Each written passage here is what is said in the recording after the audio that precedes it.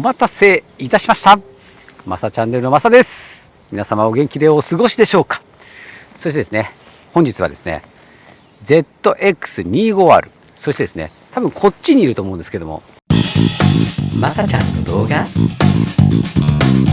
ZX4R、 このですね、比較動画というかですね、どっちをどういう人が買ったらいいんだいっていう話をですね、したいと思います。これめっちゃ皆さん気になってると思うんですよ。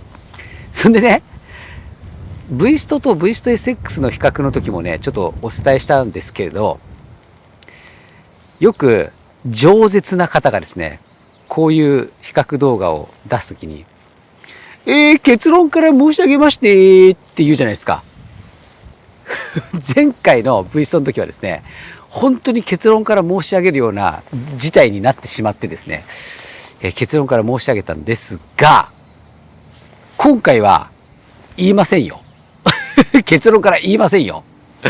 っていうことでですね、まずね、それぞれの特徴とか違いとかを伝えていこうかなと思うんですけれど、実はですね、ちゃんと調べればわかる、皆さんご存知だと思うんですけども、フレーム、これ共通です。サスペンションとかその辺も共通です。なので、乗り味に差が出るのかというところをね、まずお伝えしたいんですが、もちろんエンジンパワーは違いますよ。エンジンパワーは違いますけども、コーナリングとか、その辺でちょっと違いがあるのかなということなんですけど、まずね、タイヤサイズが違います。ZX4R、ZX25R は、タイヤサイズがですね、ワンサイズ違うんですね。フロントが 25R は110、4R は120、リアが 25R が150、4R が160というところですね。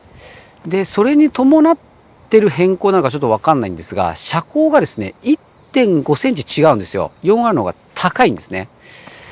さらにですね、もう一つあります。これはね、微妙な違いで、僕もいろんな動画評価サイトとか見て、なるほどって思って気づいたんですが、フロントフォークのキャスター角、それからトレール量っていうのがあるんですね。で、それはですね、何かっていうと、ちょっと僕は専門家じゃないで分かんないんですけど、簡単に言うと、キャスターっていうのはこのフロントフォークの角度ですね。で、フロントフォークが寝れば寝るほど、操作性が、ちょっと表現は良くないかもしれないですけど、ゆっくりになります。なので、傾けた時に、すごくインに入ろうとしないというかですね、荷重をしっかりかけていかないと曲がらないバイクになるみたいです。で、立てば立つほどスッと寝るバイクになる、旋回性が上がるということなんです。ただ、じゃあ旋回性が高まるんだったら立った方がいいじゃんって思うけど、僕はね、あんま立ってるバイクはクイックすぎて怖いんですよ。なので少し寝てるバイク、しかもフロントが大口径の19インチとかのバイクの操作性が僕は好きなんですけれど、その角度が 4R とこの 25R でちょっと違うんです、実は。で、25R の方が一度ぐらい寝てるんですよね。なので、ちょっとこっちの方が操作性が、緩いのかなっていう感じがしつつ、今日乗ったんですね。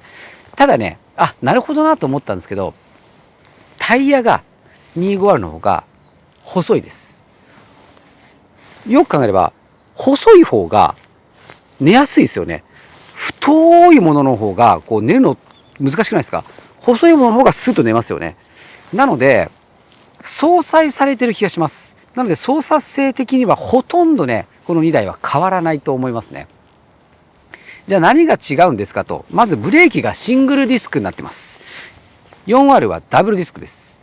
効きが違いますかということなんですけど、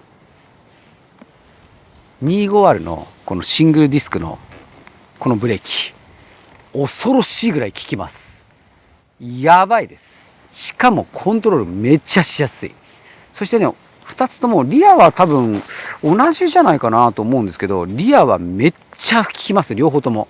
もうね、ちょっとつま先クッと踏んだだけで ABS パパパって効くぐらい、本当に制動力を考えてるリアブレーキだと思いますね。これは本当安心。リアブレーキが効かない車種とかたまにありますけど、このぐらい効いてくれたら本当嬉しい。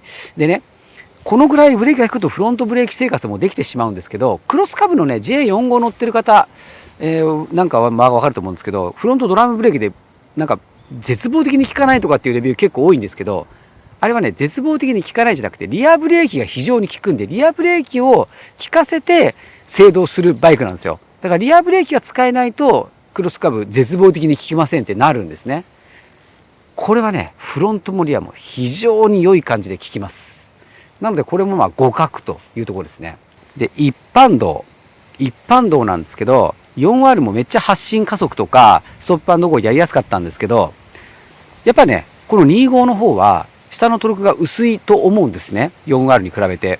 なのでその辺結構手こずるかなというふうに思ってました。なので発進とかで結構気を使うのかなと思ってたんですが、いやこれね川崎さんすごい。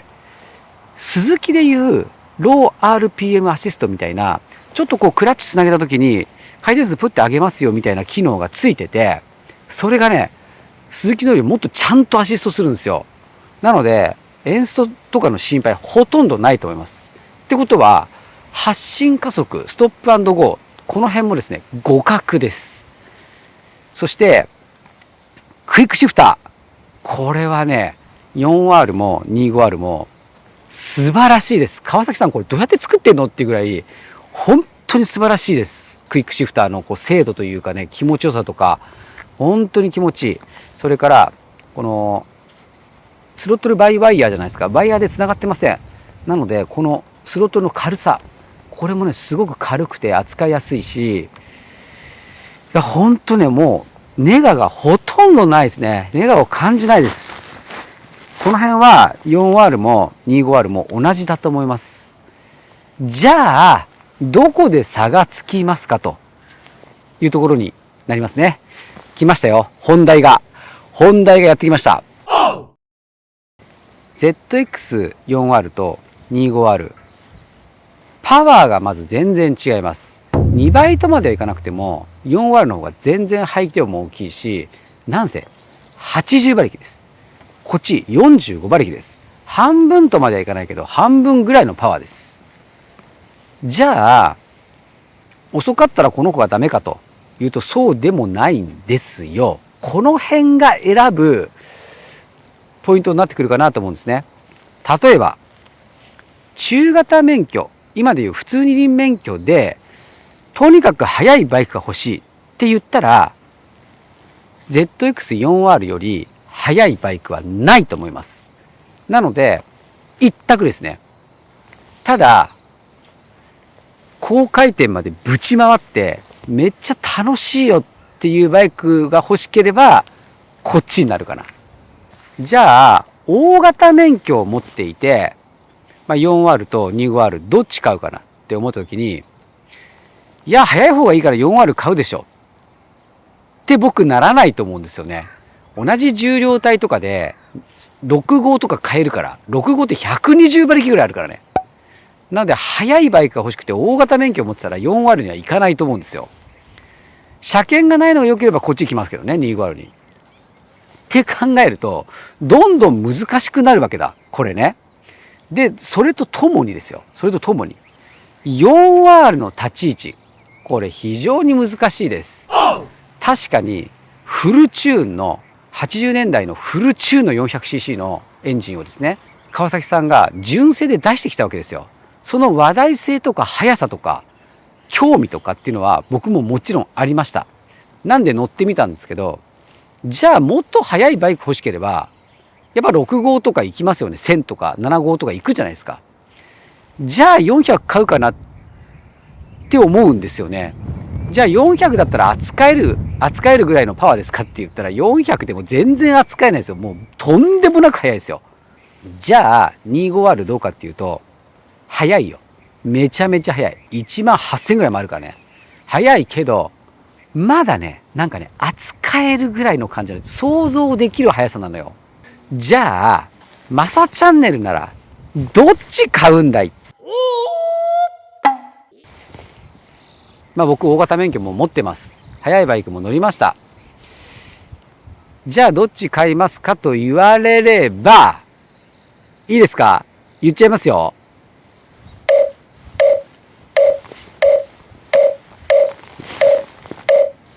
私は ZX25R を買います。実際買わないですけどね。実際買わないですけど、どっち買うかって言われたら絶対こっちですね。こっちはね、もう楽しすぎる。これはやばい。峠行っても高速走ってもどこ行ってもこのエンジンが回ってるだけで楽しいです。4R は回っちゃうともう怖いんだわ。扱えないんだわ。もうパワーありすぎて。これはまだなんとかなるんだわ。そして耳を、大きい音じゃないんだけど、こう耳の中をこう突き抜けるようなこう高音。F1 みたいな。これはね、何にも変えられないです。めちゃめちゃ楽しいです。なんで 4R は川崎さんがですね、もう技術の粋を尽くして作った最新の 400cc であることは間違いないです。ですが、こっちかな。川崎さんには申し訳ないけど、僕ならこれを買ってマフラーは変えたい。で、もし、この1台しかなかったら、どうにかカスタムして、ちょっとハンドル上げたいね。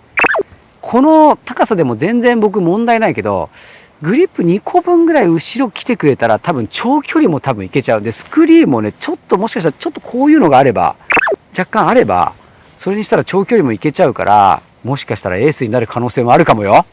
っていう感じのね、25R でございます。というわけでね、4R と 25R の比較いかがでしたでしょうか。 4R と 25R のインプレ動画それぞれ4本ずつございます。概要欄にですね貼り付けてありますので、ぜひ気になる方は全部見ていただけると、僕は 25R の方がいいって言ったけど考え方が変わるかもしれませんので、ぜひ見ていただけたらなと思います。そしてマサチャンネルはこの動画だけではございません。たくさん皆様のためにそしてですね、マサチャンネルはこの動画だけではございません。たくさん皆様のためになる動画アップしております。この後流れるチャンネル紹介動画を見て、チャンネル登録にご協力をお願いします。可愛い女の子の動画の方が楽しいに決まってるんです。私もそうなんです。しかし、おっさんも頑張っております。わずかなですね、広告収入がですね、レンタルバイクの資金になっており、非常に助かっております。ぜひ、マサチャンネルを助けると思って、チャンネル登録をお願いいたします。それでは、マサチャンネル、これにて、さようなら。